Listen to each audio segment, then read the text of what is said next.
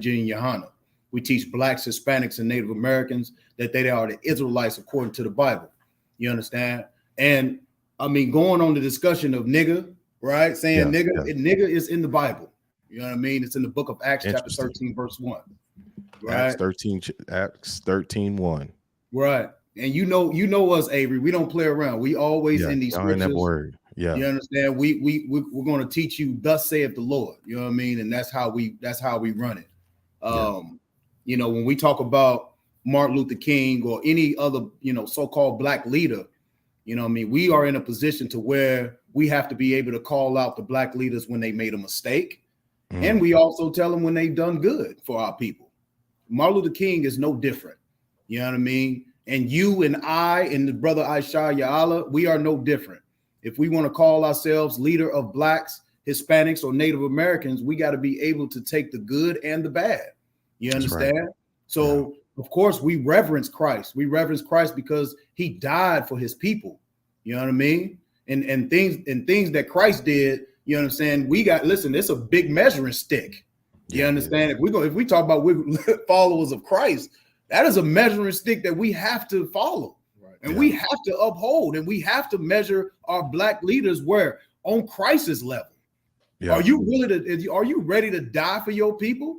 Are you ready to, you know, do whatever it takes to get your people free like Moses did? Right.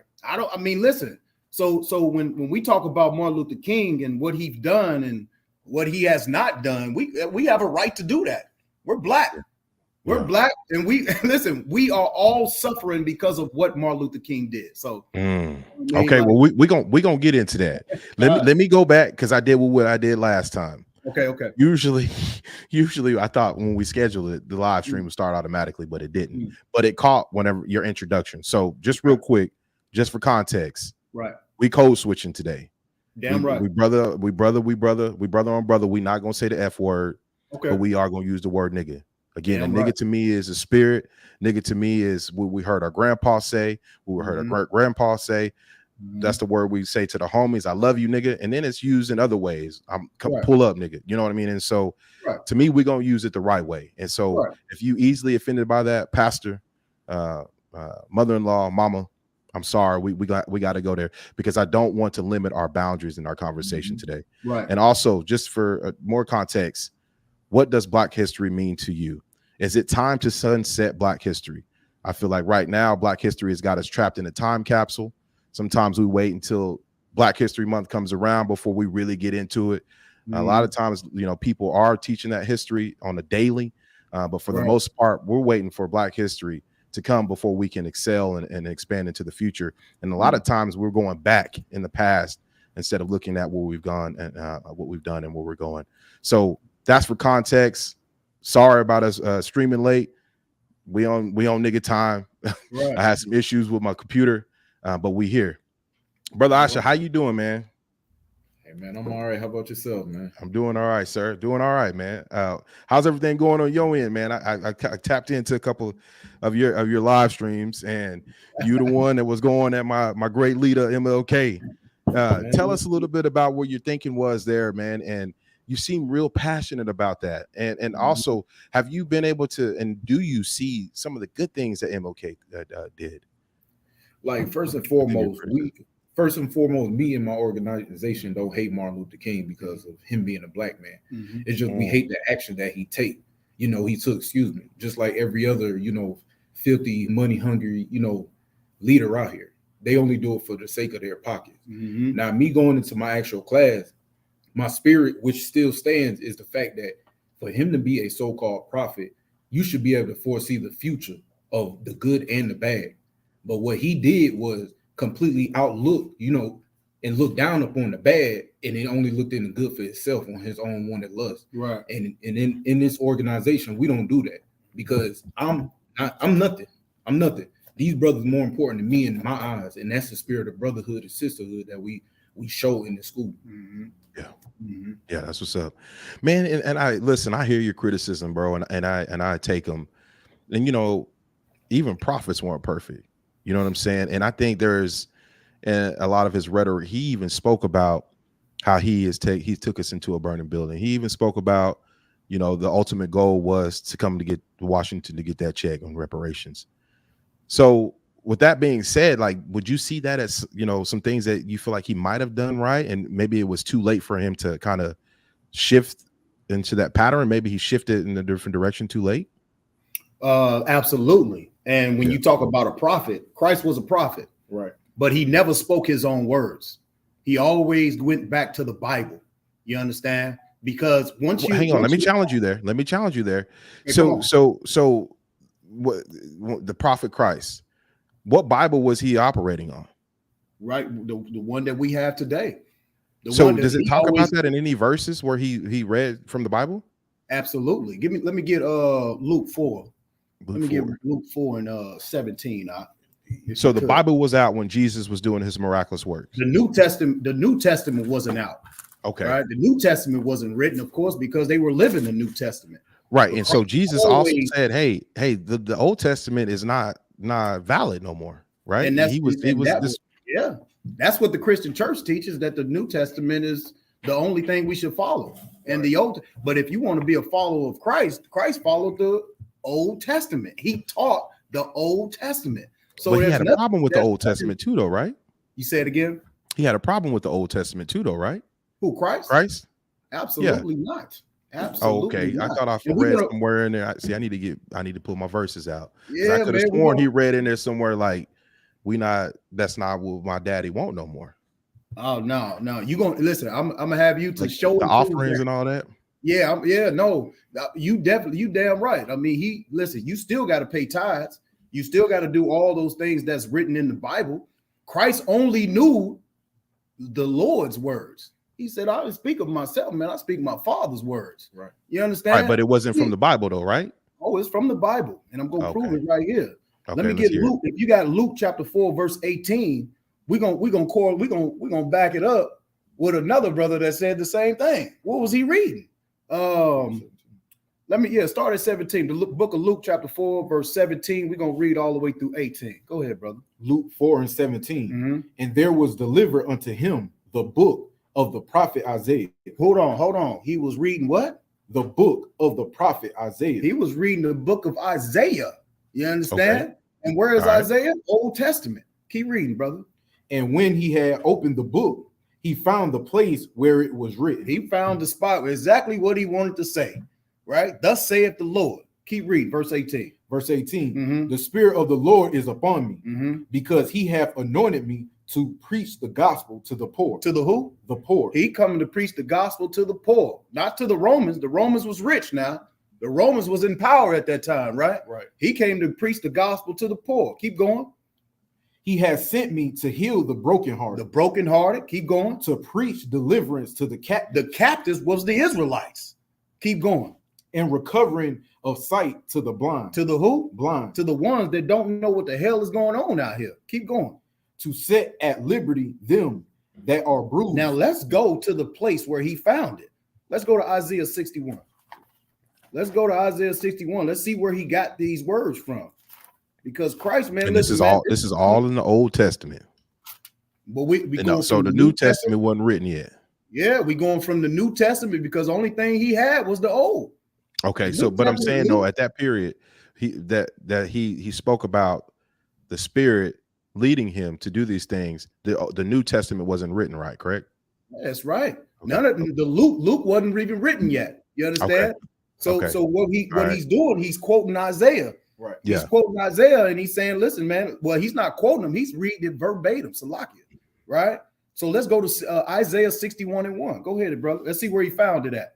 Isaiah 61 and 1. Uh-huh. The Spirit of the Lord God is upon me. Oh man, started off just the way he said it. Keep going. Because the Lord hath anointed me to preach good tidings unto the meek. Unto the who? Meek. Go ahead. He has sent me to bind up the brokenhearted. There go that brokenhearted. Go ahead. To proclaim liberty to the captives. To the who? Captives. There go to captives again. Keep going. And the opening of the prison to them that are bound. Man, read verse 2.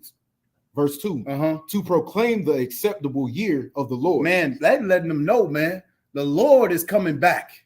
You understand? Get yourself together. Right. Keep going. And the day of vengeance. Hold on. The day of who? Vengeance. Oh Lord, he's coming back with vengeance. Go ahead. Of our God. To comfort all that mourn. Read that top line in verse 3. Verse 3. To appoint unto them that mourn in Zion. In where? Zion. In Zion. That's Israel. You understand? So that's where Christ was getting it from, man. Christ was a prophet, man, and he only read out. Listen, that's the only thing he had to teach. Yeah. Matthew, Mark, Luke, John. Where do you think they got all their verses from? His works. What better than other stuff written? So they had to be teaching the Old Testament, which every church and they're all across America and cross seas, they skip over. Well, so wouldn't you say though that in the New Testament is greatly taught or speaking to Jesus's works? Well, absolutely, because that's where he, of course, you know what I mean? Because in the Old Testament, Christ wasn't walking that yet. Right. But and that was like Moses at that point, right? In the Old Testament? Old Testament was a lot of Moses, but you still have Isaiah, Ezekiel, you still got some David and Solomon in there. But also, and I don't mean to keep cutting you off because I want to go somewhere with this, and I want I want to learn too. So those guys, Isaiah, Moses, those were prophets, and those brothers weren't perfect, right? I mean, listen, you got to show me where they wasn't perfect at first. Like you got like the Lord. You're right. But I'm saying though, you a little bit more course on the Bible. I can remember in certain pieces. I don't have a good memory in that case because I don't study it as much as you guys do. Right. But I did see some places where I think David, right? He's an Old Testament where he had issues, right? Oh yeah. Of course. And so when we apply that to Martin Luther King, like, can we say, hey, look, brother wasn't perfect. The man might have been a freak. You know what I'm saying? And he might have liked milk. You know what I'm saying? And so I think it's easier to accept that humanity in him. Listen, I won't even stop you there. Yeah, of course. Solomon made mistakes. David made mistakes. Yeah. And the biggest part of it is that they paid for their mistakes. Absolutely. And I think that's where David paid for the mistakes of committing adultery. Yeah, you understand? He paid for the mistakes of counting the army when he wasn't supposed to count the army. You understand? But what did the Lord say? You know what I'm saying? The apple of my eye, man. He was still near and dear to the Most High. You understand? So at the end of the day, of course. I mean, we're man. Right. We make mistakes. He said a just man falls 7 times, but you got to get back up. That's right. Absolutely. So, and to your point too, Martin Luther King, we are supposed to hold our leaders accountable. And I want to say a good part, we haven't really been doing that. You know what I mean? And I got in my feelings, but I quickly removed them and I processed what you were saying. And at the end of the day, I think that Martin Luther King meant well. At the end of the day, I think that, he acknowledged when it was too late that, he ran us in a burning building. But I will go and challenge even further to say, if we were to remain separate, how will we protect what we're building? Right? How will we let's look at what that would look like if we were to say, hey, Martin Luther King, don't do this instead. Keep us separate. Let us do our own thing. Like, what would that look like? You know what I'm saying? Do you feel like we would have to have our own army? Yep. Would it be constant battle and clashing with other Americans? Like, tell me what y'all's vision on that would look like. I'm gonna go after Aisha. Okay. All right. If we would have stayed separate from this America, this is how we would have looked. How Russia has their own country, how Asia has their own country, Africa. In all these other countries, their own laws, their own economies, and their own belief system. But you know why they still stand? Is because they stay together and they stay in their same beliefs, their same morals. But when it comes to us blacks wanting to integrate with everybody, we slowly shed ourselves from our beliefs, sexuality, interracial, just everything across the board. So with all these other great little towns and kingdoms that we had in America right after the Reconstruction era, we lost all of that because of a different nation, right? Because we were coming up great. We came out of slavery and we already had our own cities, and we can do that again. But with the power of the Lord, we have to understand that when the Lord says separate, in Zephaniah 9:2-1, gather yourselves together, nation not desired. Right. That's the only way we're going to be able to have our own. And the thing is, it's a beautiful thing, right? Because everybody else got what belonged to them. That's right. That's right. That's right. And I'll go, the term that we've been using. So I don't know if you brothers know, but I'm a activist with American Descendants of Slavery Advocacy Foundation, and we're advocates for reparations in a transformational Black agenda. Okay. And the word that we commonly use is disaggregate. And disaggregation says, hey, like, we have different plights than other, first generational Black Americans, people coming from different Black countries or from Europe that are Black. And so, our plights different, our history's different. Let us focus in on the difference there so that we can fix those issues that we experience that come from our different plights. And so I completely agree with you, Brother Asha. I think that, disaggregating to looking at us for what we are and what we've evolved into makes sense. But did you want to piggyback on that? Oh, absolutely. I mean, you think about like the brother brought out, being your own people. And we tried that. We tried that. We were doing well in Tulsa, Oklahoma. Right. You know what I mean? We were doing really well without the help of the damn, white man. You understand? We were doing very good. The problem is that the white man don't like when the slaves do better than him. And that's just being frank and upfront. Right. You understand? When we tried to separate, we tried to build our own cities all across America. You understand? And we were doing really well. I mean, we had our own airplanes, we had our own doctors and lawyers and all type of things. Right. You understand? The problem is we wasn't following the Most High. We were still doing things that was pertaining to, this oppressor or the people that put us in slavery. Right. We were still doing those type of things. And when the Lord, listen, man, the Lord does not want you to be serving no other gods. You know what I mean? That is the biggest mistake that you can ever make with the Most High is serve other gods. So, yeah, of course, we tried to separate from this man. But the problem is he didn't like what we was doing because we are the greatest people on the planet Earth. Right. Of course, when we get by ourselves and we can govern ourselves, we're going to outdo you because everything we touch turns to gold, brother. You understand? Go ahead. Yeah. Real quick. Yeah. Don't y'all judge me. Let me pull my cup back up. All right. I know you asked a question prior about how we feel about Martin Luther King. And I also wanted to piggyback on that real slight was the fact that I understand the man's goal, as far as the money making, which he's not wrong because money is supposed to be a tool, some type of safety. And I understand it wholeheartedly. But what I also will say, we just can't blame Martin Luther King because his father was also a pastor. But his father sent him away to what a theology school? Yeah, that's weird. His father sent him away to theology school to want to learn this Bible. When that should have been a clear indication when us Black, Hispanic, and Native Indians send our children away for another nation to teach us, we always fall into destruction. And that's where he found his father is a big part of why he ain't here right now. Right. No, you're so right. Because if I could, that father should have been teaching that man. Right. Hey, you a pastor. Why can't you just teach your son how to teach the Bible? Well, there you go. And I'm gonna challenge my brother and respectfully, but I mean, like, we both stepped into the realm of like us. And we talked about our previous recording. And by the way, I'm gonna post that here toward the end of the month.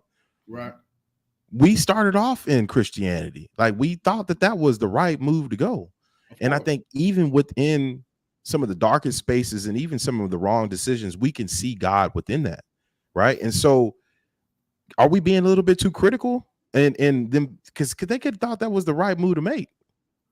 I mean, and we some come on, dive in, let's go. Like we love it. Like this is exactly what we do every day. You understand? But man, listen, brother. The problem is that Christianity is not us. Christianity is a damn fairy tale. Wow. And it ain't got nothing to do with Black people. Blacks, Hispanics, and Native Americans, that was forced on us. Christianity was forced on us by the same people, the same people that put us in slavery. So how could that come out to be any good for us? That is not the way where is Christianity in the Bible? Right. Where is being a Baptist or Pentecostal or Seventh-day Adventist in the Bible? It's Yeah, not I there. see. Yeah. God wants you to follow laws, statutes, and commandments. That's it. And if you're not doing that, you're not serving the Lord. Wow.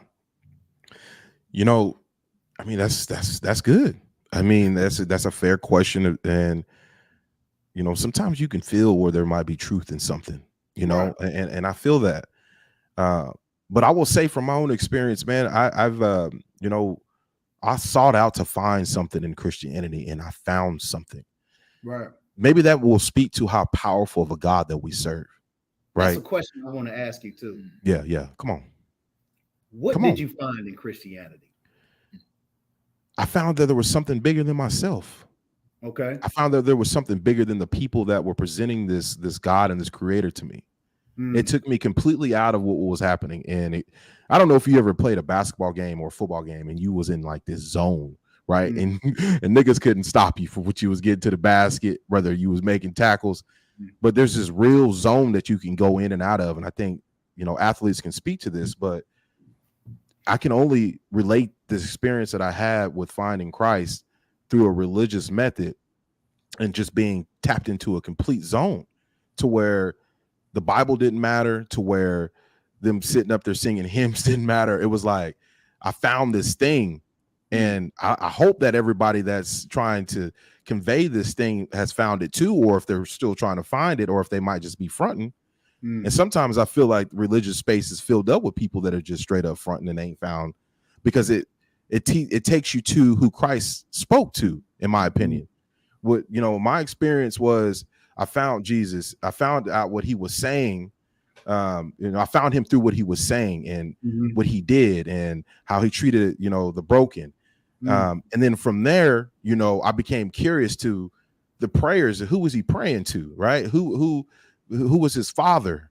And at some point, you know, in my journey, I started wanting to know more about who sent him. Like, I want to tap in to who sent you, you know, and am I worthy? And so I feel like sometimes the front in religious spaces, they don't go through the door. They stop at the door where Jesus is at. And I think Jesus is supposed to take us through the door to meet the Father. But yeah, to answer your question, man, I through Christianity, I found something higher than myself. You know what I mean? And that Christianity and that religion to me just fell. Like it just fell. The ritual, you know, I didn't see too much wrong with the painting anymore. The depiction of what Christ looked like, all that just fell. You know, but in some cases, and we talked about that. Right, that's a problem, because some people will need to see to believe. You know what I mean? I didn't need to see that no more to believe. Well, but that's the point is that you may not have needed to see it. Yeah, but people need to see. Your children need to see that Christ looked like them. Right. Because if you go into church and you see the white man up there, you're going to look at Christ as he's a white man, but he's not even a white man. He's a black man. He's loud. He's got nappy gray hair. You understand? And his father has nappy gray hair as well. Like so we have to understand that is a psychological game that Christianity plays on our people. You understand? We have been beaten into submission to believe that the greatest man that walked the planet Earth was a white man with long, stringy hair, and that is a false, man. That is false. Yeah. So if you have been beat and bruised in this place, Christ came for the brokenhearted, the captives. He wanted to tell the truth to the people that was in bondage. Yeah. So what is our job? The people that are in America that are in bondage is Blacks, Hispanics, and Native Americans, and they need to know what Christ really looked like. And they need to know that Christ came for them so they can change their lives. You understand? So by you going in that Christian church, you singing, you dancing, you playing the tambourine, but you never learning what Christ looked like. You never knowing what your God actually wants you to do. You understand? Do we have to stop eating pork? Do we have to stop celebrating these holidays? I mean, come on, brother. Like you got to understand. Now look, man, again, we're going to go back to that pork situation. Listen, your dog loves some pork. Dog. Listen, your boy loves some pork, dog. Do you love it more than the Most High? Absolutely not. I eat it about once a month. You know them thin pork chops, man. Them things be busting. Yeah. Listen. I ain't gonna stun. I used to eat that. I used to eat yeah, pork bro. chops. And them, Listen, from the rooter to the tutor is what they used to tell us. But I'm gonna tell you this: I don't love it. I don't love it more than the Most High. Yeah. I put it down ASA down P. Yeah, I don't mess with it like that, like I used to. Yeah. But man, that's what I love about y'all, man. Like I said, man, we might disagree with 99%, and we'll get into one of the disagreements that I really have with y'all as a religious group. But I love y'all, man. Y'all stand. You know what I mean? And y'all stand, y'all square. And disregard what people might think about the rhetoric. You know what I mean? It's something for us to think about. And what, shout out to the president of ADOS AF, Yvette Carnell. Started following her and her work about 6 years ago, and she talks about, eat the meat and spitting out the bones. And I love doing that. Like I'll go from, what's his name, Carlson Tucker to Bill O'Reilly to anybody that has got a big following. Like they might sound crazy, but there's some meat on some of the stuff they be talking about, and I see the meat in what y'all saying. You know what I'm saying? And so, but I will say, like, I will disagree with. When I've met y'all and I challenge, I was like, all white people can't make it into heaven. I'm like, because my wife, she making it. You know what I'm saying? Because she been there for a nigga. And so, have y'all found anywhere in the Bible that is like, some white people gonna make it in? You want to get there? We can get to that. We can get to that in our next episode. I don't want, because we're already almost 30 minutes in. Let's move on. All right, listen. Let's move on. We'll come back to that in our next episad. Okay. So again, we're coming together and we're talking about Black History Month. Is it time to sunset? This is a good way to walk up to it. So y'all, like Chad Ochocinco said, y'all stay with me now. Y'all stay with me.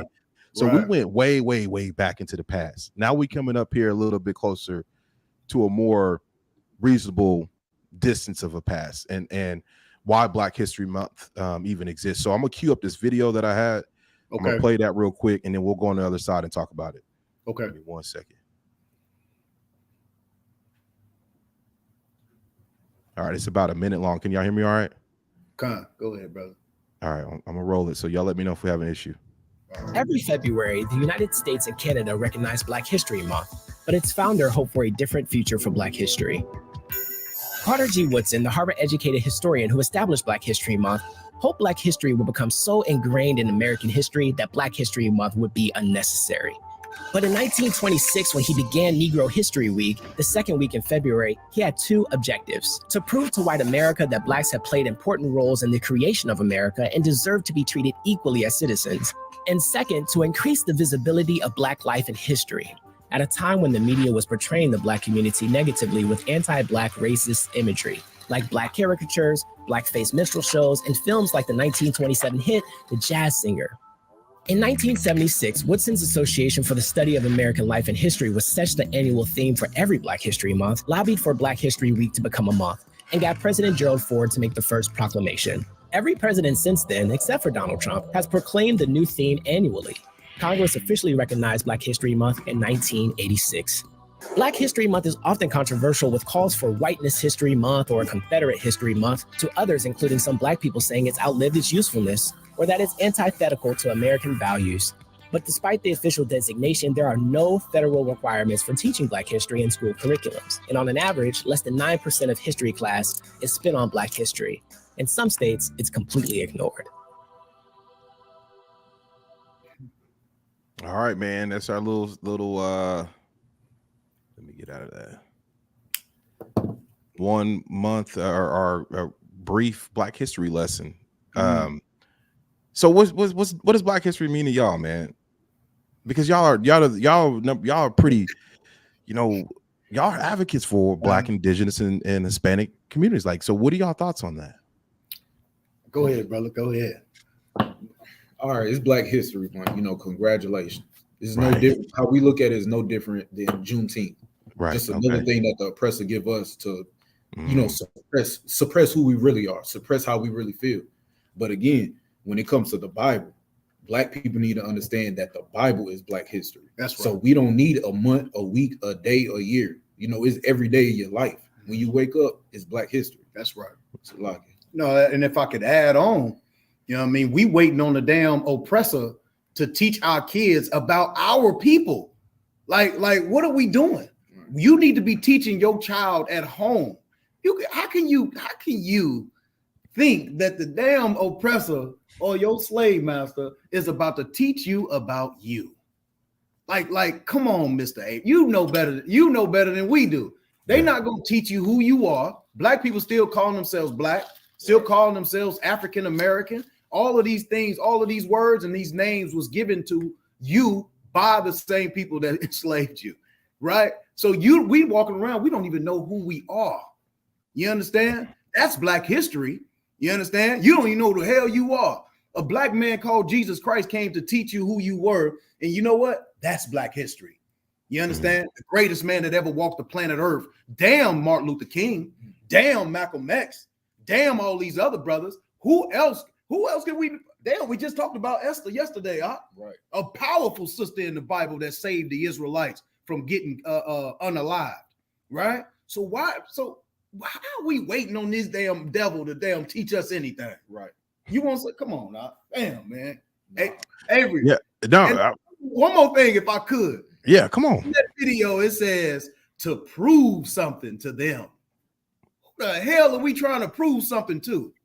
We are the greatest people. The only reason this place even stands is because of Blacks, Hispanics, and Native Americans. The only reason why this country is even great is because our backs were beaten in and we were picking that cotton and hitting those cane fields. Right. What you talking about? That's right. You see how the Mexicans are being treated on the border when they put up every damn building on this damn planet Earth? Right. You talking about Black History Month and trying to prove something to them? Man, come on, man. We need to be teaching our kids right there in our households. Right. I agree. And in our culture enrichment centers and our youth centers, and you know what I mean? There's different levels that we can catch them to understand this history. And I think that erasing it, sunsetting as a month it's about that time. And a lot of people ain't going to agree with us, but if you look at, we got technology to spread the message. We have culture enrichment centers. We have after school programs that are led by Black leaders that can teach that history. And so, and then, like you said, that responsibility really starts at home. Right. And so I think it's time. And I feel like, and this is something we're going to disagree on, because some people are going to say, like, my rhetoric sounds like a nationalist. Like, I believe that our ancestors paid the literal price to be considered Americans. The blood, sweat, tears, death, beating, shackling. And I think we paid that price. And you know what? And you damn right. We are the Americans here. Yeah. We are, we are the Americans here. We love this place. We've been beaten. Like you said, we've been enslaved. We've been released. Then we've been captive again. And you know what? We still join their militaries.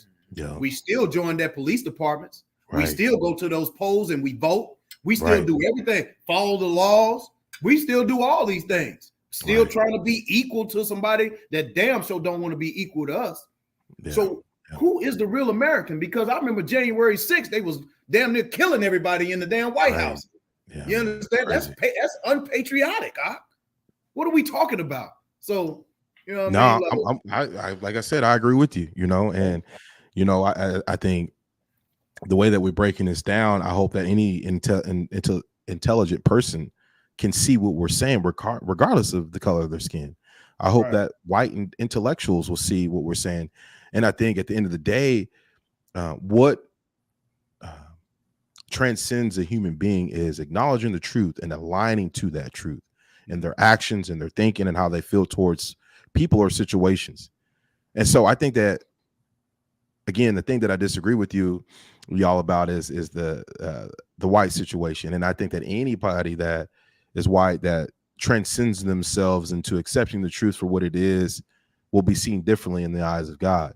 And so I hope that, our conversation, for those that are sensitive in the spirit, recognize the truth, recognize the meat on the bones, you know what I'm saying, and digest it in a way that promotes transcendence. Because at the end of the day, I feel like that's what God and Jesus acknowledge. And we can see the transcendence that Jesus went throughout the Bible, right? And how he went in and he had to separate himself and went back out there and he on a higher level of consciousness and being able to operate with more understanding. And so I think transcendence is really favorable regardless of the color of the skin. And I could be completely wrong because, like I said, I'm not in the Bible like y'all are every day. Right. You know what I'm saying? And I don't know how scriptures align with that. Maybe I'm just remaining hopeful in all this. Mm-hmm. But at the end of the day, like, real recognize real, man. Mm-hmm. Like, Negroes and paid the price. You know what I'm saying? And mm-hmm. and even in that brief description or explanation of Black history, like, his hopes were to that, you know, Black History Month would be no longer necessary. Right.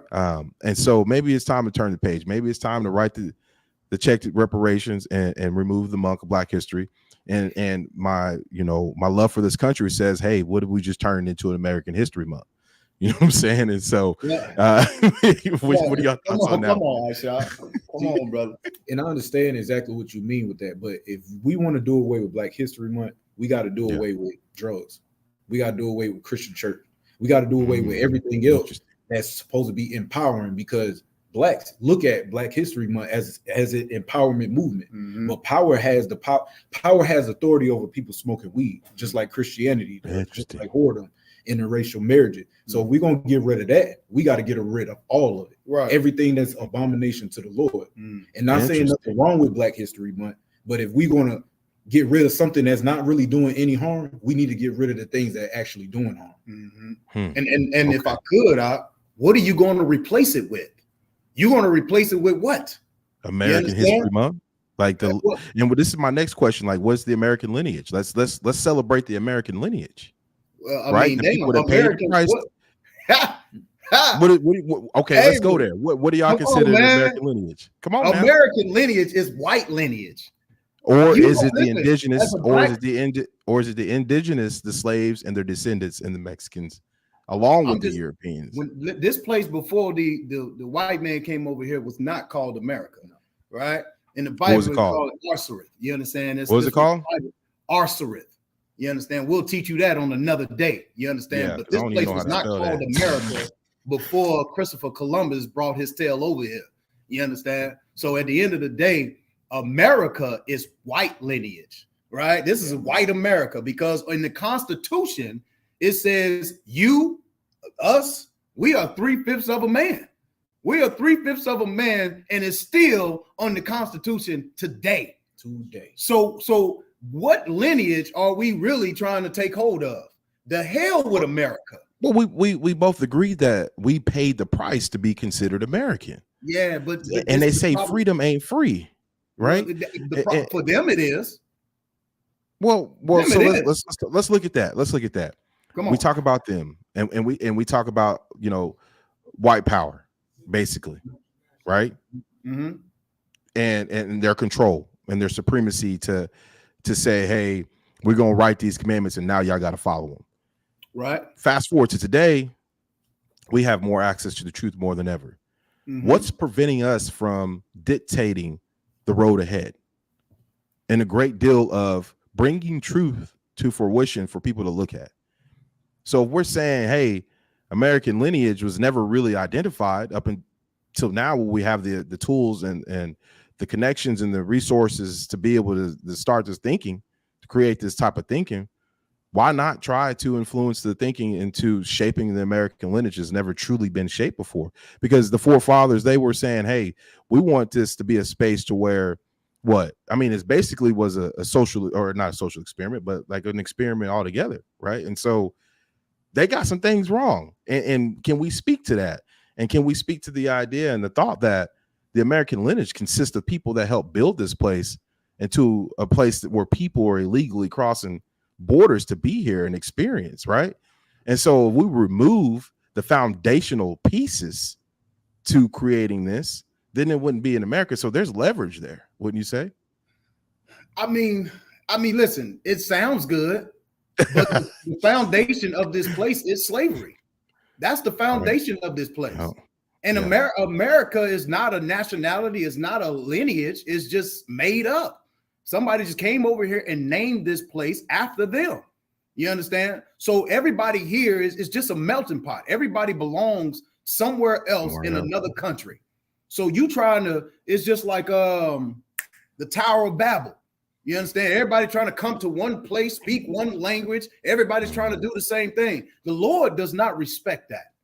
The Lord does not respect this place, not one bit. I don't care how much. Even if we were to be able to make it work, this is not. This is a hellhole. This is a hellhole when it comes to Black, Hispanics, and Native Americans. Do you see how Hispanics live in this place? Do you see how much contribution they put to America? And they can't even come into their own land. They have to be sitting on the border of Mexico and Texas and sit in cages. Do you know how much the Native Americans suffer on those damn reservations? They're damn drinking themselves to death. You understand? The women are coming up missing every day.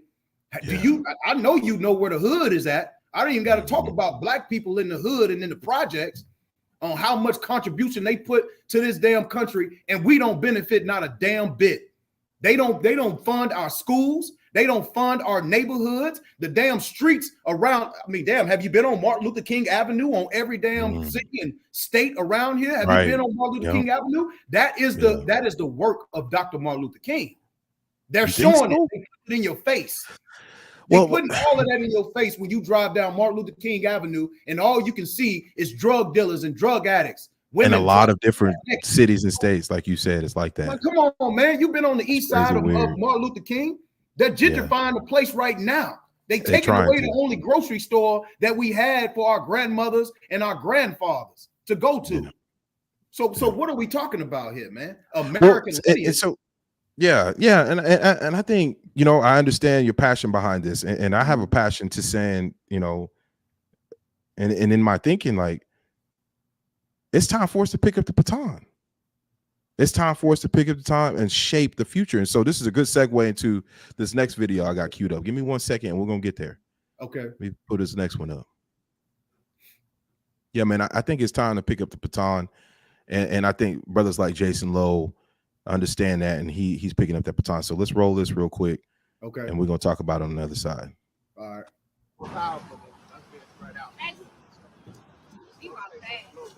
Okay. Oh, now you want me to slow down? We're out here. We're out here protesting. We have a long walk ahead of us. Just to highlight that the Northeast 23rd and Coltrane location is not near rehabilitation services.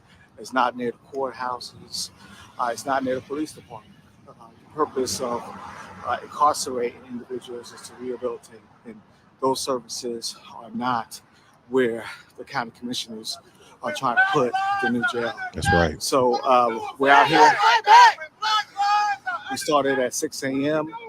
We're out here. We're walking. We want to express our frustration. Over the last 2 years, we've been dealing with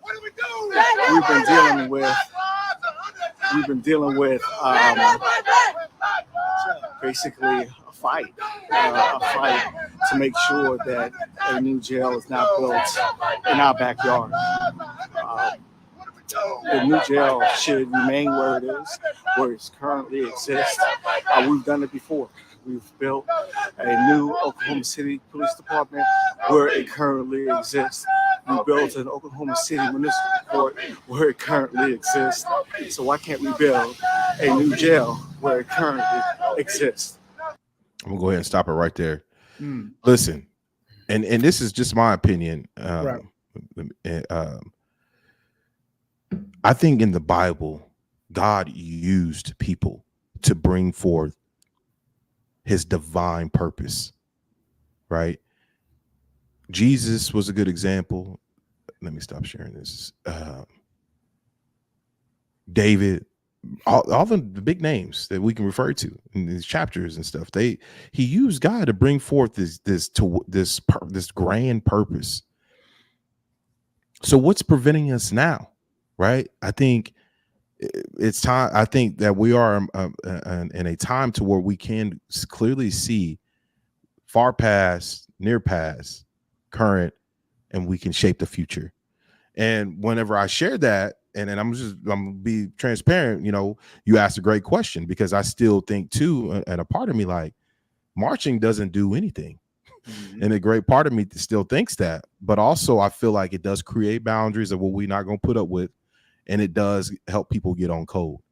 So do you feel like it's time that we can pick up this baton and create and shape a future that we see fit for our babies? Absolutely. I mean, I'll let you come in after. Absolutely. But we've already picked up the baton. Like we've already doing the work. Here in the ISUPK and the Command Junior High, we're doing the work right now. Yeah. Like the problem is black people don't want to change. Black people don't want to stop relying on a damn oppressor or the white man to help fix our problems. Right. Okay, so what do you mean by that though? Let's so when we see Jason Lowe, him marching and rallying the people, do you feel like that's him relying on white people or relying on black people? Because at 9 o'clock that day, they showed up to that and they showed out. And so they moved the jail. They're not going to put it there. So they did their part. So no. They did. Listen, man. Listen, whatever they had to do, they did it. They moved it to another location. I get it. The problem is we putting our energy into the wrong things. How about teaching your kids not to break the law? So we won't end up in jail. How about taking the drugs? How about taking those drugs, those damn all those weed stations off our blocks? How about giving our kids something else to do versus what they're doing right now? Like a lot of times we don't even understand. The parents are the problem. Right. The parents don't want to change, so they have to tell their child to change. You understand? So at the end of the day, all this gentle parenting, all of these things that we do as a black community, they could put the jail right across the street from my damn house. I don't give a damn where they put it at. We ain't going in there. Right. That's the point. So if we ain't trying to stop the drug dealers, if we ain't trying to stop the unalive and the black on black or brown on brown crime, that marching is you just hurting your ankles and your feet. Come on. Because they still going to drive your black butt right on to the damn jail. Right, we're sad. Break into Miss Sally's house. Right. Come on, brother. What you got? It's a lot, man. Come on. I mean, that's real shit right there, bro. That's some real shit. And that's the culture shift we need to look for. Hey, go ahead, my bad. Y'all no, you good, brother. Say shit, are y'all? I'm sorry? Christians ain't supposed to say shit, are y'all? Listen. Listen, brother. I work for a forgiving God. I work for a forgiving God. That's why I told you earlier, pass it. Listen, we code switching, they passed it. No boundaries. The boundaries keep us in this space to where we can't have this conversation, right? And so, yeah, God forgive me, pastor, mother-in-law, mama, granny. I'm sorry, but we here talking as black men, and I think, brother, God, I think that you grew up in the street. Damn right. Me too. Yeah. And we just sometimes we have pieces of us that are a result to the part of being a product of our environment. Right. And this is how we communicate. God know that. God, I feel like God, he's an overstander. No, he is. But the problem is that we think that we can still remain the same and get into the kingdom of God. That's not how it works. That's not how we can't remain the same. We have to, what they say, become a new creature. That's what we have to do. If we're going to be Christians and in Christianity, we have to be followers of Christ. Yeah. Christ wasn't no drug dealer. You understand? He wasn't a whoremonger. You understand? He knew what his mission was. He didn't break the laws of the Most High. And that is what we're supposed to be doing. Yeah.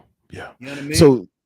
So Brother Asha's even said it earlier, like money, wealth, and the dollar is a tool. And we look at the lack of wealth in our communities and what that produces and what it drives. It drives survival mode. It drives this feeling of hopelessness. It drives this drive to want to be numb. It drives this endless mental illness because you don't have the resources to drive to a therapist. And if you do have resources to drive to a therapist, this therapist mostly and it's probably changing. I feel like it's changing more than ever. You know, a lot of the therapists that we grew up were mostly white therapists and doctors, Now I will say that there's a growing field of Black therapists and Black doctors. However, we're still looking at uninsured people that really need these resources and tools and this type of healing. Mm-hmm. And so when we look at our communities, like we can, and our economic disadvantage, and I will say greatly because of the debt that's gone unpaid for history, when we talk about reparations, which is clearly a debt that's been unpaid, that we really need to have a serious intellectual conversation about, so that way we can meet what you're saying that needs to happen. Like, it is ailments to our community, dope dealing, whore monitoring, dispensaries to come up, and it's I feel like it's been driven by an economic disadvantage. What are y'all's thoughts on that? You want to get in? I mean, well, yeah, it is ran by the all of that is ran by the government. When you talk about dispensaries and liquor stores and all drugs, of this, all of it is ran by the government. It's all to destroy our people, all of it. You know what I mean? So when we talk about Black doctors and Black therapists and Black this and Black that, man, we got plenty of them in our community, plenty of them. The problem is those Black doctors and Black therapists don't understand community.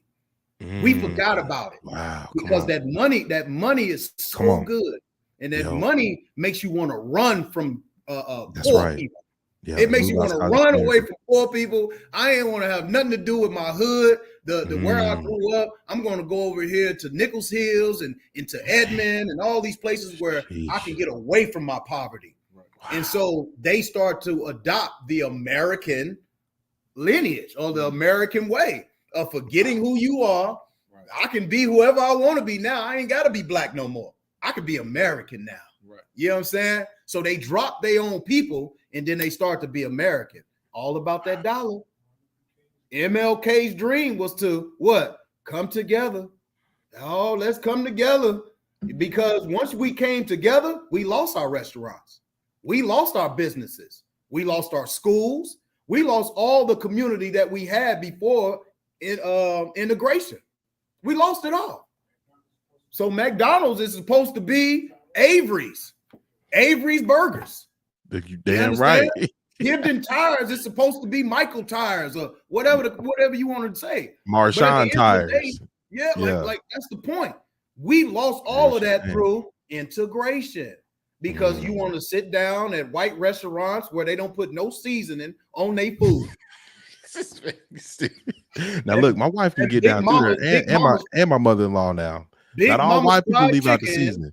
I don't know. My Big Mama's fried chicken down the street was way better than than KFC or Susanna's damn restaurant. I can guarantee you that. The problem is Martin Luther King wanted to sit down at their tables and get spit on and get knocked upside the head. For what? For what? When we still want to go eat at grandma's kitchen. Right. And listen, did you have anything, Brother Asha, you want to add to that? No. Go ahead, brother. Well, and I see your point, bro, because so let's talk about this a little bit, because I think Martin Luther King came to the table and was like, hey, look, these people need to come and eat. These people want to come and experience what y'all are creating. Some white Southerners were like, no, keep the Negroes out. You know, the hell with them. I have to burn in hell. You know what I mean? But there's some white businessmen that went to the Southerners, was like, let's look at this as an economic advantage. White wealth. And so I think there was a period, though, like I said, where Martin Luther King became aware of that, when he's like, I think I burned my people into a burning building. And then he was like, let's transition and go after this check. And so, but we're here now. And like I said, I feel like we're here to pick up the baton. How do we create space? And I think Eastside Oklahoma City is trying to create that space to start driving Black wealth, to start driving Black industry, to start driving Black business and entrepreneurship, and start driving Black professionalism to heal our community. Right. But there's a big challenge ahead, because we're looking at mostly a wealthless group. We're looking at, you know, the tools that are necessary to drive this future. So with that being said, go ahead, Right. go ahead, brother Asha.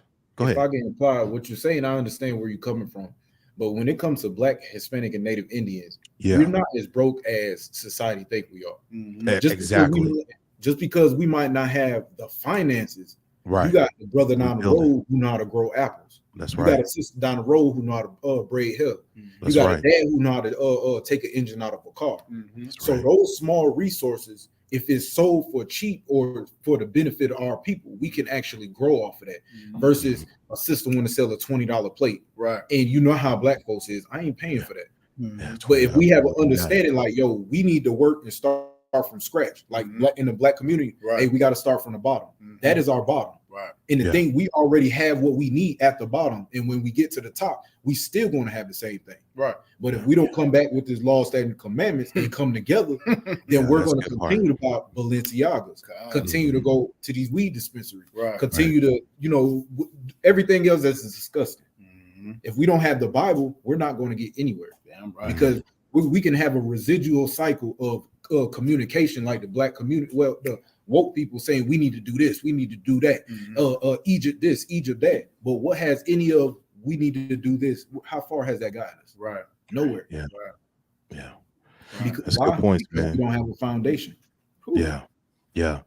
And that's going to get us to where we want to go. We talk Black history every month, but we rarely talk about where we're trying to go. You know what I'm Mhm. saying? And I think inside of that, I think it's fair to challenge Black and Indigenous and Latin communities on their anti-Blackness, because there's anti-Blackness within that. And I think if we're looking to start religiously building within that manner, that's a question that they have to be ready to stand in and talk about. So what are your thoughts on anti-Blackness within Indigenous and Latin communities? One more thing. And one more thing before I even Yeah, get yeah, on. Another thing, when you said, oh, we got to look forward to the future where we want to go. We're not going to go anywhere if people don't understand that they are the greatest people that walk this land. Right. They are the one that the Lord has appointed and chosen to run this earth. If our people don't know that, where are we going?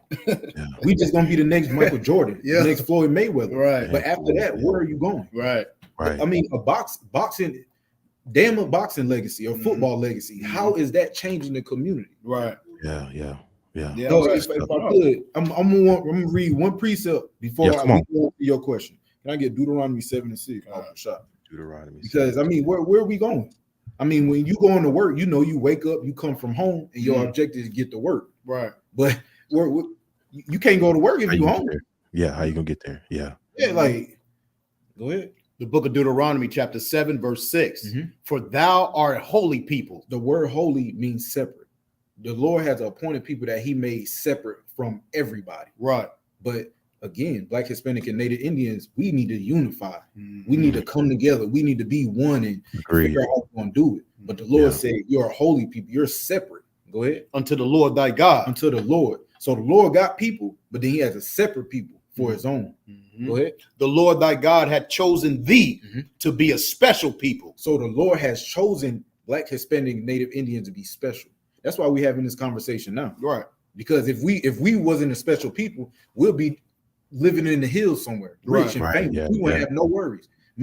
Meanwhile, we here, Black, Mhm. Hispanic, and Native Indians, we are here and we're destroyed, man. Go ahead. Any more? Con. It says, the Lord thy God has chosen thee to be a special people Mhm. unto himself, Mhm. above all people that are upon the face of the earth. So the Lord chose us to be above. We know we the strongest. We know we the fastest. We know we cook the best. Right. We know our women is the precious thing we got out here. Mm. I mean, how much? I mean, come on. I mean, we go on and top on. to down bottom. Yeah. Right. And that's damn out of one. And Come on. that's the thing. If MLK knew this, Mhm. being a preacher and a Mm. preacher's son, Mm. why didn't he know this? My And goodness. that's one of the early books of Moses. Right. Come on, man. Right. But going back to the anti-black, Anti-Blackness. Yeah. Because it's there, bro. It's there. And I absolutely. mean, Indigenous people, they own slaves. Come on now. We got to keep it real. Yeah. You know what I'm now, saying? when it comes to anti-black, I can speak. We can attest for it. Yeah. Black people think they're different from any other Latino because the Latinos speak Spanish. Mhm. They've been colonized by a different tribe of oppressor, the Spaniards. Blacks, we've been colonized by the English here in America. Mhm. Native Indians also been colonized. So when it comes to Latinos and Native Indians, you've been colonized and you still fit the same curses Black brothers is fitting. Mhm. They're not any better. But the thing is, that's what religion does. Right. Being a Catholic in the Latino community makes you hate Black people. Mhm. Being a Christian in America makes you hate Wow. Latino and Native Indian. Mhm. Interesting. What are you hating for? Right. What are you hating for? Mhm. And that's what religion does. The Lord doesn't subscribe to any religion. Right. It's straight culture, tradition, and history. That's it. Mhm. Right. That's And if interesting. I could add on to you, like that's what the government or these people that put you against, they put you against each other. Right. That's why the language barrier is there. You understand? Yeah. Blacks and Hispanics and Native Americans, man. You know what we look at? Black is black on black crime. We hate each other. Yeah. We hate each other because we live in different neighborhoods. Hispanics hate Hispanics. You understand? Natives hate natives because you got Cherokees and you got Kiowas over here. You know what I'm saying? All the Bloods and the Crips and all of those things that who put those things in place? I wonder who is at the helm of putting us against each other. Damn, they used to put together fights on the damn plantations, black on black, light skin on the inside, dark skin on the outside. It was a Willie Lynch thing that put us against each other. So that just carries on to today. If we don't understand these scriptures and understand who we are and what place we hold in God's eyes, we're still going to be fighting each other. I don't care how much money we can raise, for the Black and Hispanic community. If you don't have a base, like the brother brought out earlier, if you ain't got a base, then you ain't got nothing, right? Give me Salakia. Give me Romans 15 and 4. The Bible gives us every answer and moral that we need to be a great nation. Salakia, let me see if I got the right one. I think that's it.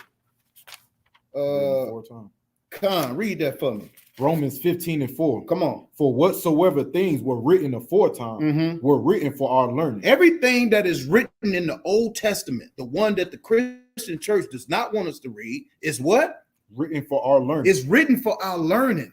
It's written so we can learn, one, who the hell we are, and two, what do we need to do to get out of this condition? Right. This condition that we in mentally is how the damn oppressor controls us.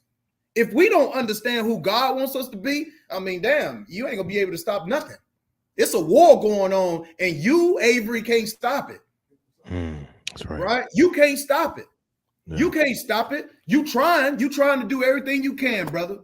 Even the brother marching down the street, feet hurting. You understand? Trying to Shout do out to all Jason things. Lowe. Yeah, You know what that's I my mean? dog, though. No, yeah. I mean, listen.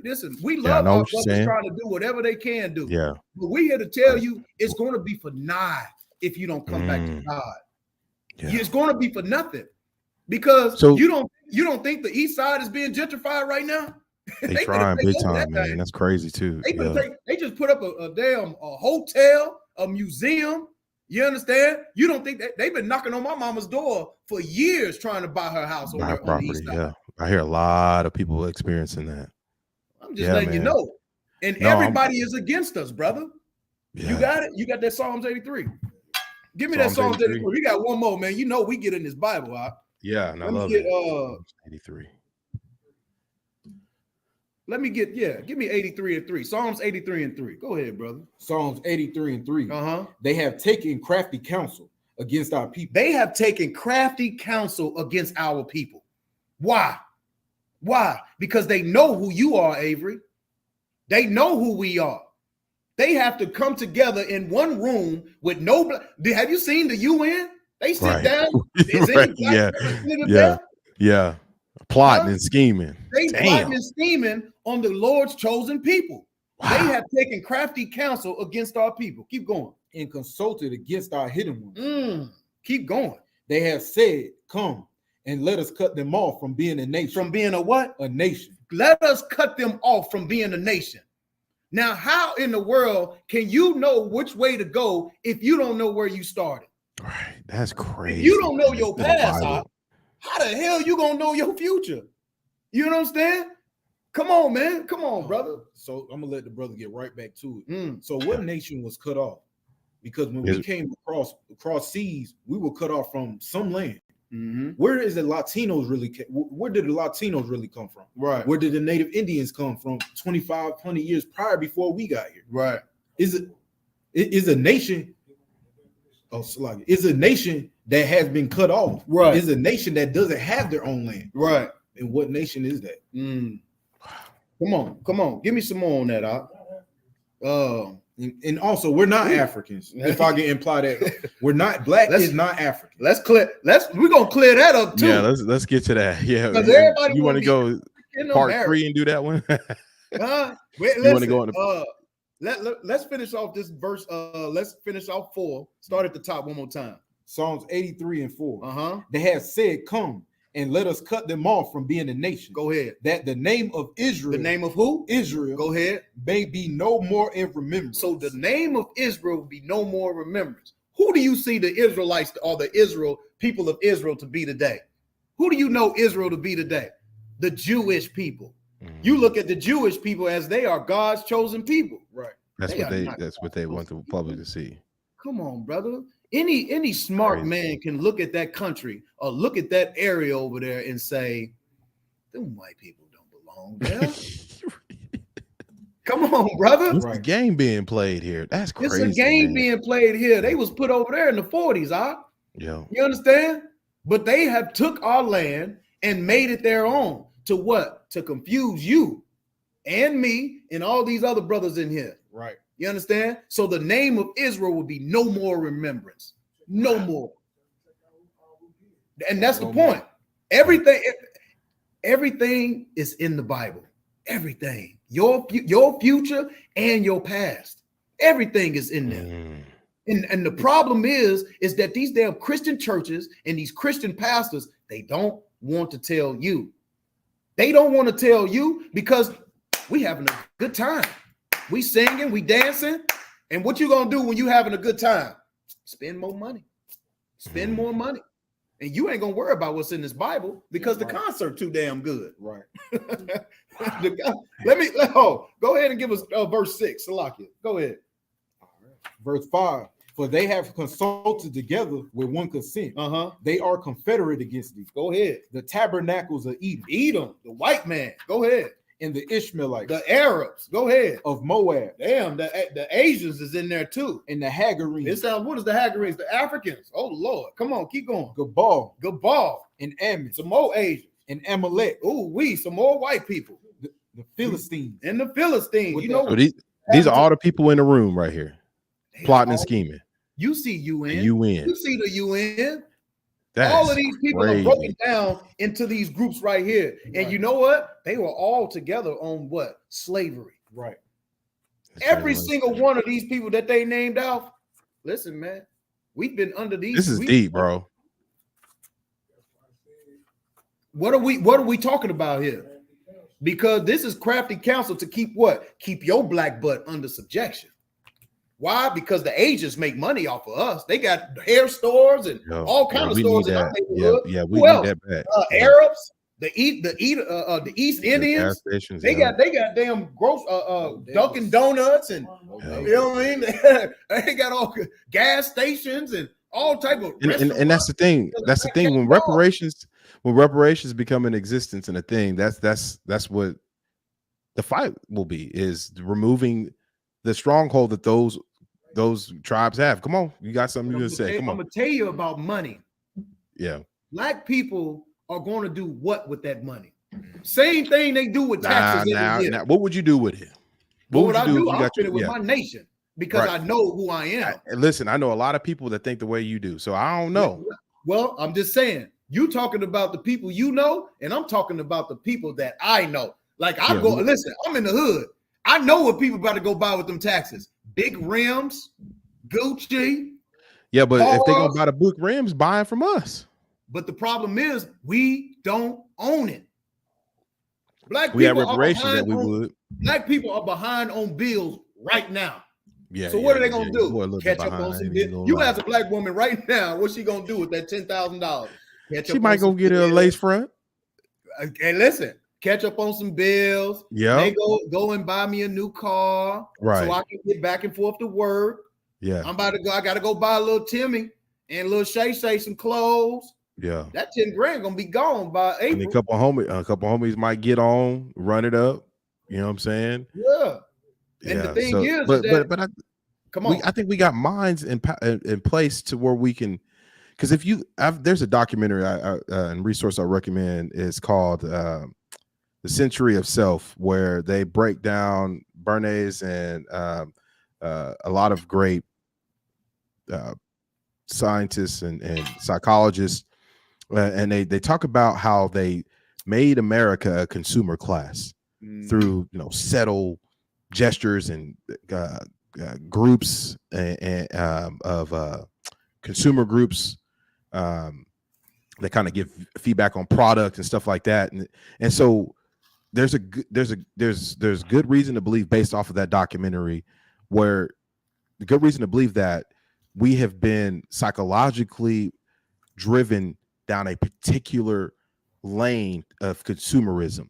And so if I say the European class can do that, then why can't we drive our people that are sheep, like we mentioned in our first episode, down a specific direction that we feel as a group see fit and more sustainable as a group?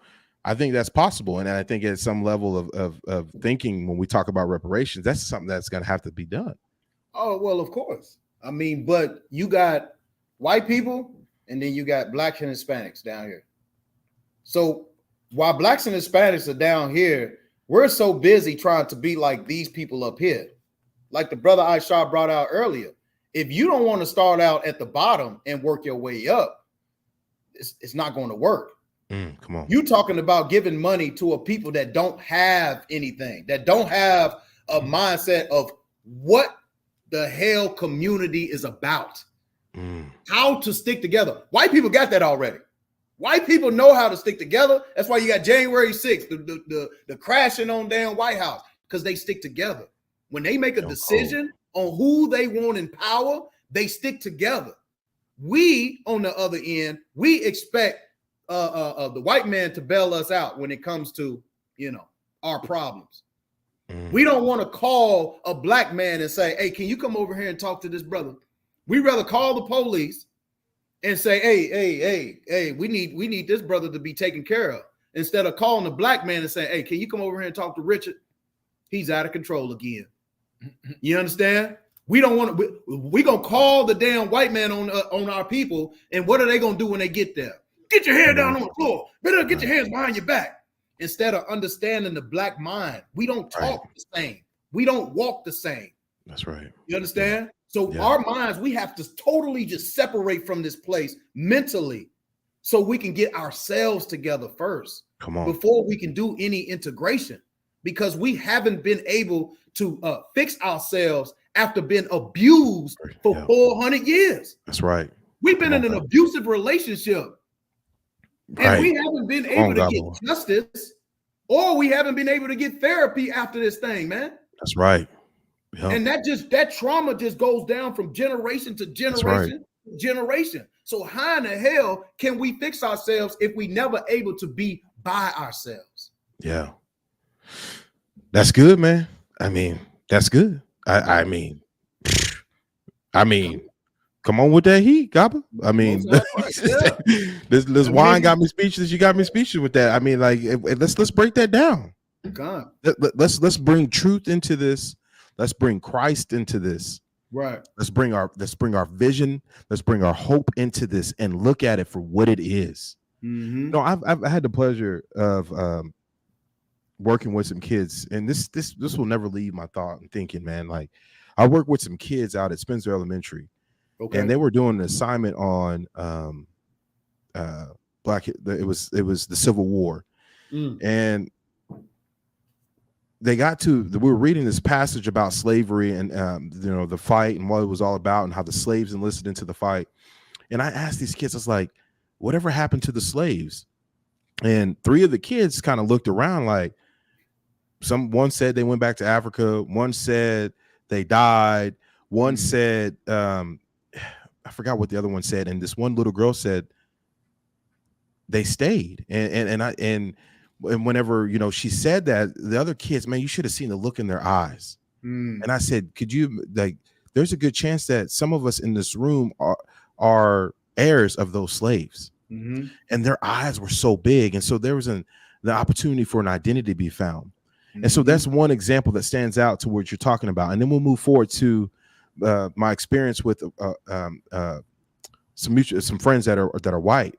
Okay. And they're curious to why Black people have these issues, why Black people tout. Why are you so proud of you being a Black business? Why do you got to tell people you're Black business owned? Or why do y'all kill each other? Or why do y'all, one Black was like, why do Black people lie about their position, like what they have? And so the answer to this comes from Black people like you, Black people that really are concerned about our community. Right. And so I say that to say this. Right. If you really want these answers, you really got to be prepared to take this truth. Right. If you really care about why the Black community is the way it is, if you really care about why kids grow up to lie about their position and what they have, you got to be prepared for this truth. Right. And people like you and your organization are really looking at it for what it is. Yeah. And if it might make you feel some type of way, but if you really care about the American values, if you really care about this country, white, Mexican, Latino, Black, whatever you look like, you got to be prepared for this truth. And we are in a season of truth. You can't run from this.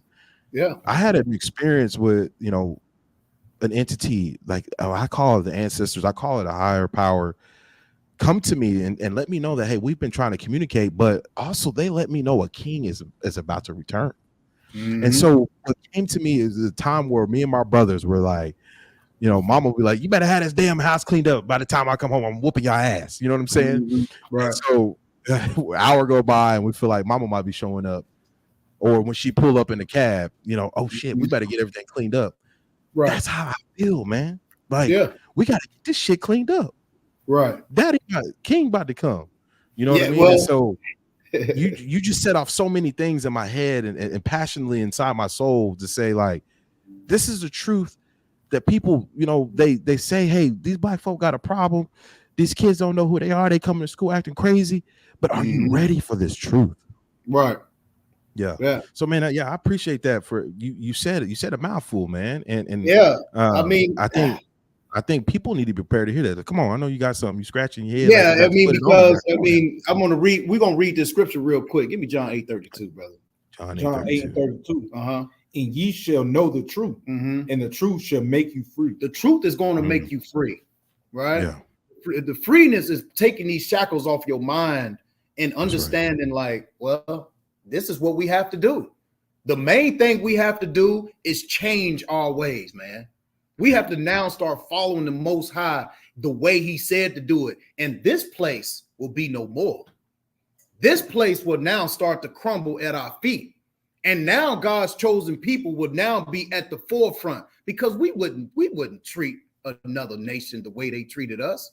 Yeah. We wouldn't treat nobody else the way that these people have treated us in this place. They took away your nationality. Why? Because they know who you are. That's the only reason they will take it from you, because now they don't take it from nobody else. The Asians come over here. They don't say you got to denounce your race. The East Indians come over here. You ain't got to. They just brought all them damn Ukrainians over here. They ain't got to denounce none of that. Right. But for you, Blacks, Hispanics, and Native Americans, we're going to wipe away all that. All of those things that you remember, we're going to take it all away. You have to adopt our ways now. And now the problem is that now when people walk past us, or when they come on our YouTubes or our Facebooks, now they upset. They like, what the hell are they talking about? They don't know that this truth that we talk, or we speaking, or we coming out the Bible with, is going to set them free. Yeah. And so they get upset. What did Paul say? Have I become your enemy because I tell you the truth? Right. You understand? Wow. Yeah, because I tell you that Christ is a Black man, you want to take my head off. You understand? Now that I tell you, you got to stop eating pork and stop celebrating Christmas and all these pagan holidays, now you mad at me. You know what I mean? But that is the reason why we're here. We don't give a damn. You know what I mean? God. That's a hard pill to swallow, bro. And I think the truth, like you said, the truth will set you free, man. And it'll align things to where, you know, a lot of these advocates are wanting things to align to. You know, we had an incident over on the east side a day after, you know, there was basically a win where there was, you know, gunfire and, you know, someone getting struck. You know, and how do we target these kids to prevent that from happening? And then it's just letting them embrace and accept the truth, educating them, putting them in the space to where they're going to be poured into, you know. And again, I'll go back to this economic disadvantage, you know, and you look at the historical context behind the economic disadvantage and how that, you know, acknowledging that economic disadvantage and the lies that have been told and the debt that's owed will be solutions, a part of a grand solution. And so I'm a big advocate of reparations. I feel like by 2053, you know, we're looking at our group being worth less than $1. Hold on, man. Yeah. You said 2053? Yeah. Oh, I think sooner than that. Come on. Yeah. Come on, man. Yeah. Like that's the problem is, you know, all that time that we talking about the 2053, you know what kind of nation we can build? You know what kind of nation we can build in 30 years? But what wealth? What wealth? He just told you. We spend the most money in this damn place. We got money. I wish I had the data graphics pulled up. Look how much money blacks and Hispanics spend in this damn country on a yearly basis. Okay, but what we own and the wealth that we have to build infrastructure and to build safe spaces is non-existent. No, it's not. Hang on, I'm gonna pull it up. It's not. Listen, man, I'm gonna tell you this right now. In Israel, in the Israelite School of Universal Practical Now, we got brothers with businesses. We got our own schools. We got all type of things in here. We got our own lawyers. We got all type of stuff in here, brother. And you know what? And you know what they doing? They serving the Most High. They serving the Most High, and we shop with our people. This tam that we got on, this Hebrew drip, this comes from our school. These t-shirts, the Hebrew drip, this necklace that I got on, this is coming from Israelites. I understand that. But when we're talking about infrastructures, let's break that down on how much we would have to sell. Okay. And let's talk about our black businesses unsuccessful rate. And 98% of black businesses fail within 18 months. Right. I'm gonna show you this graph because this is what's missing, in my opinion, is the wealth that's been stolen. Look at, can you see that? Wait, this is not it. Thank you, Dr. Martin Luther King. Can you see that? Yeah. Can you see this? We worth $18,000. Thank you, Dr. Martin Luther King. Okay, but so we can say that all day long, but how do we pick up the baton from what we feel like Martin Luther King separate, brother? Like, but we separate with $18,000 as a median income. Well, the only reason we're making 18,000 is because we have associated or integrated with the same person that wants us in the bottom and in the slums. The problem is that, like we talked about earlier, Avery, you could have had McDonald's. That could have been yours. There's no denying that black and Hispanic and Native Americans cook the better food. Am I lying? Look, there's the reason.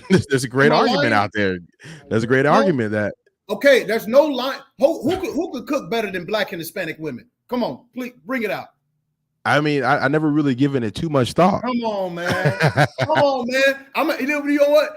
I remember a spot called Fur's Cafeteria back in Lawton. Come on, that is disgusting compared to a damn food truck, a Mexican food truck tastes way better than that. What I'm talking to you is about fashion. Who is better in fashion than blacks and Hispanics? Nobody. You walk around, you know where they get their fashion from us. From us. They take it from us. From us. All of the style and the music. Oh my Lord. Do I need to talk about the music? Who created all the damn music? We did. Every genre of music you listen to today was created by a black or Hispanic man or woman. So what are we really talking about here? The problem is that we're integrated with a people that want to steal everything that we do. All the patents. The brother sent me a patent. Let me read this to you. He sent me this patent of how it was in 1853? 1858, the U.S. Attorney General ruled that slaves could not receive patents. Wow. So where's all of these creations Holy that we moly. created? I mean, we can go down the whole list of things. And you know whose families could have been eaten off of those creations? Right. Black families, Hispanic families. We could have been eaten off of that real good. So yeah, I'm not surprised at that graph because Martin Luther King wanted us to integrate. I'm going right back to him because he was the source of us coming together and losing everything that we had. At the end of the day, we have integrated into a burning building. And you know what? Still on fire. It is, man. It is. Man, listen, we coming up to an hour and 25. This has been great. This has been a phenomenal discussion. There's no hate within this. We're looking at the facts from the Bible. Yeah. We're looking at data from the Federal Reserve. We're looking at life examples, living examples, right? People that we know, our own lived experience. It's not for anybody to feel sorry for us. We're not looking for a handout. Black History Month has ran into this reminder of everything that's already happened. But then when that's over, we're looking at the fallout from it all. We barely moved. There's good a reason to say, hey, we gone backwards. So why are we going to continue this month in good part? Because I feel like we haven't picked up the baton, and I think we're getting closer to the creator of Black History Month's purpose of it no longer needing to be a purpose, because we are free to share the information in the history. Right. And we have the tools to be able to receive the information in the history. But now it's time to talk about that future and what that looks like. And we've got organizations like ISUPK, regardless of how you feel about their rhetoric, regardless of how strict they are and creating boundaries, which most groups do, most religious organizations do. And I will go on the record and say, I don't agree with 98% of what they say, but the 2%, we building on that. Right. And the 2% that I do agree upon is so fundamental to the uplift of Black Americans. Right. And so looking at Black history, it's important not only that we look at the history, but let's look at the future, man, because the history is only going to be that. History is so important, but it's also only going to be that. And I think when God comes back, what does he say in one of the verses? Like, some seeds I gave you, right? It's something about the seeds and or was it the gems or the goals or something? He wants to know what we did with what he gave us. Yeah. I can't remember the verse. That parable. Parable. Yeah, he gave us the money.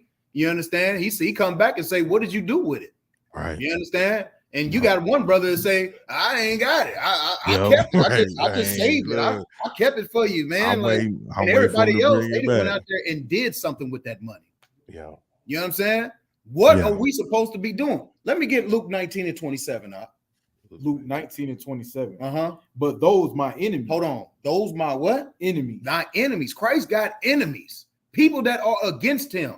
You know what? Let me show you this real quick. This is a brother in our school. He's a teacher. They was doing Black History Month, and he walked in looking like this, and they said, "What are you? Who are you dressed as?" Is that a white afro? Hey, you damn right. Dang. White afro, white beard. OG. He said, who are you? Who are you? Who are you? And he said, I'm Jesus Christ. He said the look on his students' faces almost failed. They fell off their damn face. Boom. What? Even the teachers in the school was like upset that he came as a Black man, as Jesus Christ. I'm sure if he would have came as a white man, long flowy hair, they would have been open arms. Read that one more time. But what? But those my enemies. But those my enemies. Keep going. Which would not that I shall reign over them. The ones that don't want to be reigned over a black man with woolly hair and a woolly beard. You understand? Keep going. Bring hither. Bring what? Hither. Bring them over here. Right over here. Bring them over here. Right in front of me. But go ahead. And slay them. And do what? Slay them. And slay them. Go ahead. Before me. Slay them right there in front of me. Christ wasn't no punk. Yeah, Christ wasn't no little sissy. Right. He wasn't coming with no devil. cotton candies and no, oh, that's okay, my son. No, man. He said, come, bring them here and slay them before me. So we are supposed to be followers of that man right there. We're supposed to be austere just like Christ. Right. Slay them before me. So that's why we slay with these scriptures all day. Any pastor, anybody want to run up and get done up over here with the ISUPK or OKC, man, listen, man, we stand truth in his faith, man. That's what Christ did. That's what Paul did. And that's what we're going to do right here. Come on. You understand? So at the end of the day, yeah, man, like this is a great discussion. And I'm hoping we can have another discussion on who can make and we can what? God. Say that again. Who can make the kingdom of God? Who can make the kingdom of God? Yes. Yeah, that's gonna be our next. That's our next discussion. Before we go, man, how can the people find y'all? Man, listen, ISUPK Oklahoma Statewide on Facebook. You understand? We got a school here at 5526 East Reno Ave. You understand? We have classes Monday. We got classes Tuesday, Wednesday. We have classes on Saturday. We got the Sabbath service on Saturday. You understand? So we are in the building damn near all week. So, but we do have a phone number you can call, 405-215-8599. You understand? If you want to get in contact with the school, give us a call, man. Let us know. You know what I mean? We are here for the people, Blacks, Hispanics, and Native Americans. And listen, man, we'll even ask some questions to white folks too. If they got some questions, we'll answer those too. You understand? We don't listen to scriptures. What the scriptures say, be at peace with all men. You understand? That's right. Yeah. I love it. Brother Okay, one more. Avery, we're going to leave you with this one. Salakia, brother.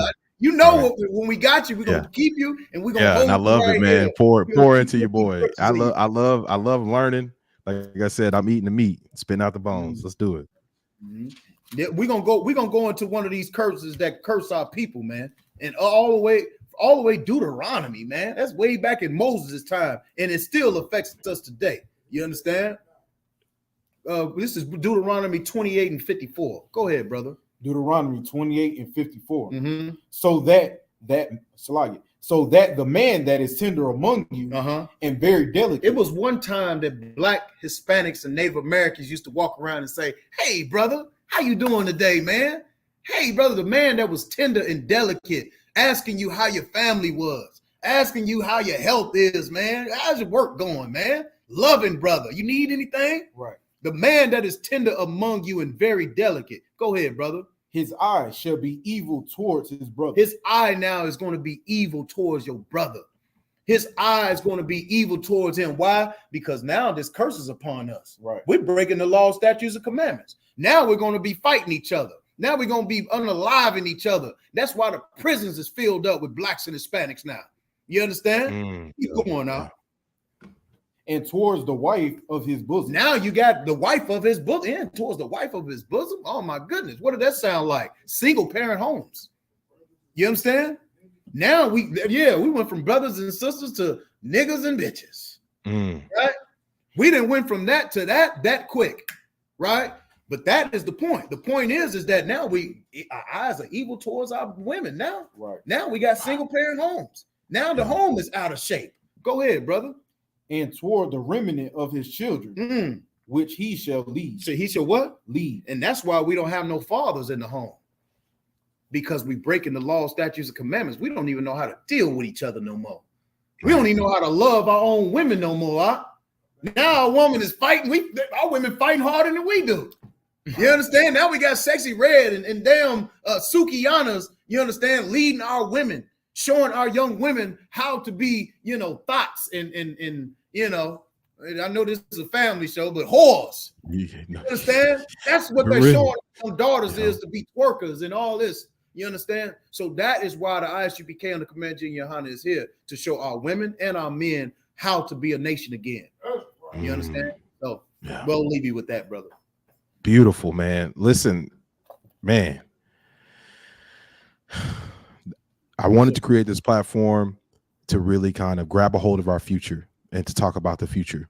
We've got people up top pulling the strings, sci-fi people like, hey, we're talking about a future of robots. Can you imagine being able to go under the skin of the human being and figuring out how they operate and put it in a machine and being more sustainable and treating the planet how so forth and so forth, and humans being a real barrier to maximizing what the planet can actually do. And what they're thinking, though, I feel like they're taking away from human experience and us being able to be here to know our God. I think God is way too powerful to just give himself to us. And I think experience is how we identify God, to where we're not being given too much of God.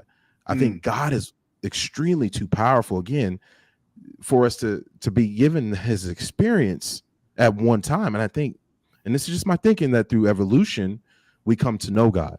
And so I wanted to create this platform, honestly, to take back a future that I feel like that's been stolen. And so I think hope is essential to one's future. It says, hey, tomorrow's going to be better than yesterday. Tomorrow's going to be better than now. And I think what creates hopelessness is a lack of vision.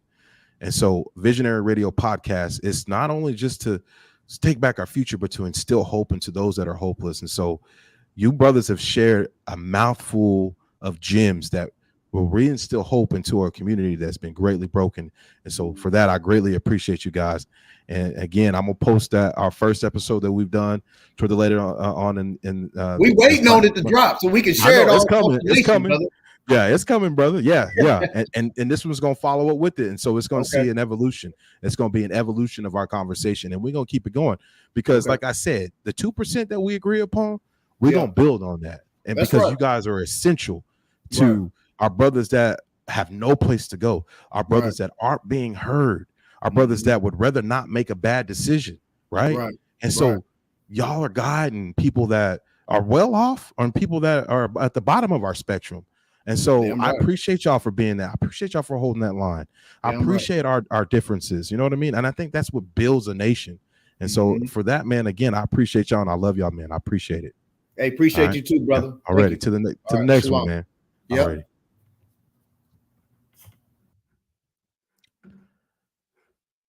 Man. Whoo-wee. Hey, listen, don't y'all judge me, but this little thing right here, this Fruit Infusion, I ain't sponsored by them, but Shutter Home, I read somewhere in the Bible, and I shouldn't talk about this without having the verse, but all you got to do is Google what does God say about drinking wine. I found, I want to say it was in, no, don't give me line. I didn't have one too many, but I needed me a drink. Life is stressful. And let me go back. My wife is white. I can't change it. I've been with my wife since I was 16 years old. Beautiful woman, beautiful family. She's mixed with indigenous, and we make this thing work. I will say and challenge anyone out there that a biracial relationship is more difficult than the same race relationship. And we've made it work. I love my wife. I love her family.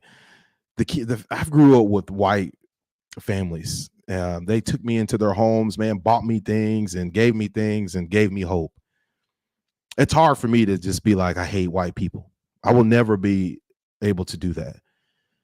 However, I think there are good reasons, and there are people out in the world for good reasons that believe that they have been given an unfair deal in life.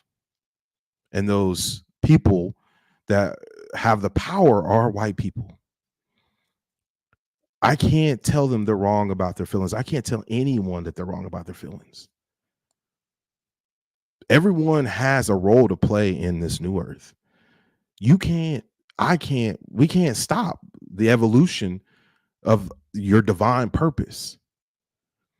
It's so deep. And I think that throughout life, we get so bogged down with tangible things, commitments, time schedules, especially on the West, in the Western culture, that we remove this esoteric nature. We're more than just flesh and bones.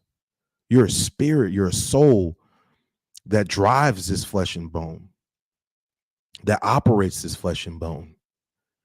And so, as part as instilling hope, as part as any vision, I believe, any visionary thinker, you will look at these things. And I feel like it's greatly missing from the American society as a vision forward. And so what I believe is the world is driving America and not American society. And I think that's backwards. I think the American society, the wars that we fought, has been driven by Americans and the people in this communities and in this society. But looking during Black history, we have to call it for what it is. Can't sugarcoat it. We're talking about Black history. We look at it for what it is. Slavery, Jim Crow, mass incarceration, Black codes. There's all of these barriers to maximizing one's experience on this planet.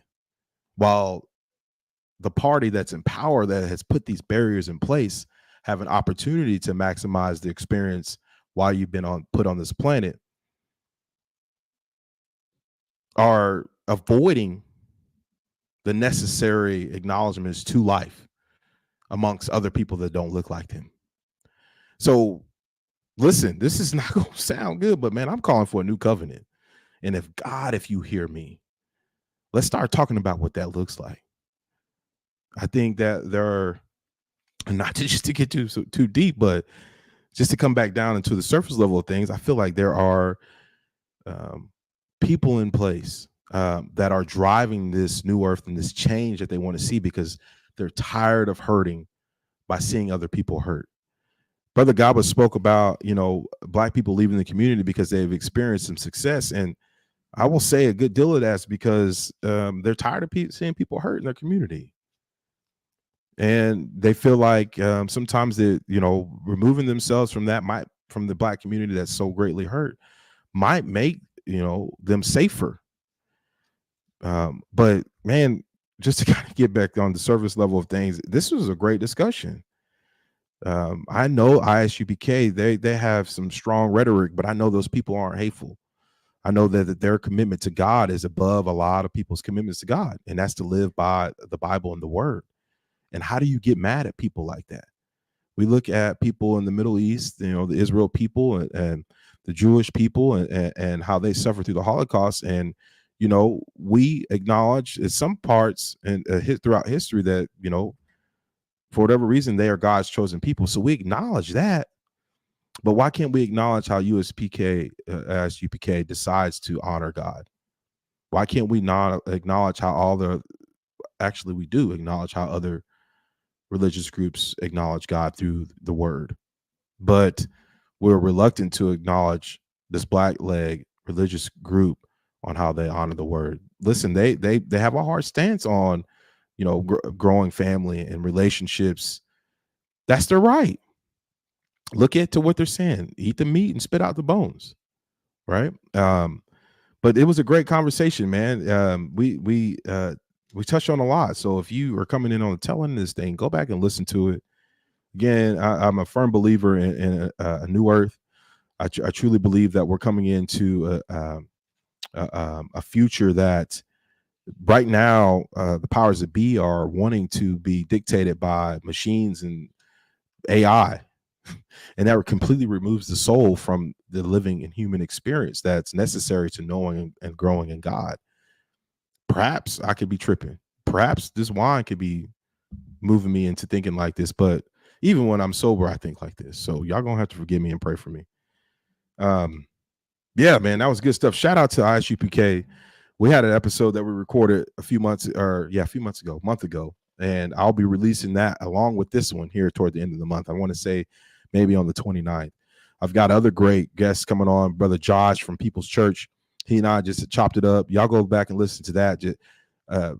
Listen, in the religious perspective and the spectrum, like it's a totality. Like not one group has all the answers. Not one religious group has all the answers. And I think it's okay to acknowledge that, right? That all this is a totality of experiences spiritually. And so let's look at it. I'm not right. I'm not a know-it-all. I don't have all the answers. I'm just a deep thinker. I'm full of hope, man. And I hope to share my hope with you all. If you're going through a difficult situation, man, I believe that God has answers, all the answers. I don't think that God locked away his answers to be solely in the Holy Bible. I think that God is so powerful that he sprinkled himself out throughout human experience through, books, literature, and your own living experience. And so I think seeking for truth is that starting point to rewriting your life and your future. And so I'm a strong advocate for anybody that may be struggling to tap in deeper, put vision on self, inward self, and tap into that unseen confidant to help guide you along the way. So this has been part of what is this Future Without Spiritual Faith. I've got 2 more guests that I want to come on and talk about a future of spiritual faith. This has been a Black History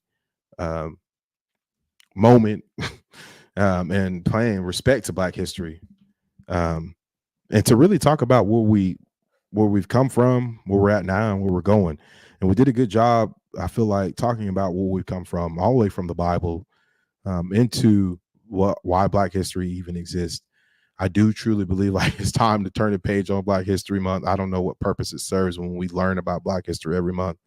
I would much rather see reparations and the transformative Black agenda be celebrated and discussed every February.